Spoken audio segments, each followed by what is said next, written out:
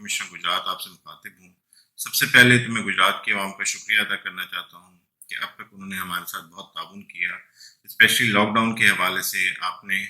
نہ صرف یہ کہ گجرات انتظامیہ سے تعاون کیا، بلکہ آپ اپنے اپنے گھروں میں رہے اور غیر ضروری طور پر آپ لوگ باہر نہیں نکلے۔ کورونا کی روک تھام کے لیے سب سے امپورٹنٹ چیز یہی ہے جو آپ لوگ کر رہے ہیں۔ ساتھ ساتھ میں آپ کو یہ بتاتا چلوں اور اس کے ساتھ میں آپ سے ریکویسٹ کروں گا کہ کورونا کا خطرہ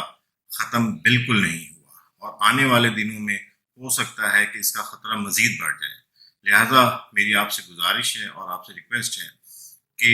لاک ڈاؤن کے حوالے سے جو آپ لوگ اپنے اپنے گھروں میں ہیں، اس پریکٹس کو ابھی مزید کچھ دنوں تک، کچھ ہفتوں تک آپ کو کرنا پڑے گا، اور آپ لوگوں سے یہی ریکویسٹ ہے کہ جس طرح آپ ہم سے تعاون کر رہے ہیں آپ مزید تعاون کریں اور اپنے گھروں میں رہیں اور بلا ضرورت باہر نہ نکلیں۔ ساتھ ساتھ میں ان تمام حضرات کا جو فلنتھروپسٹ ہیں، تاجر ہیں، انڈسٹریلسٹ ہیں، ان کا بھی شکریہ ادا کرنا چاہتا ہوں کہ انہوں نے سپلائی چین مینجمنٹ جو ہے اس کو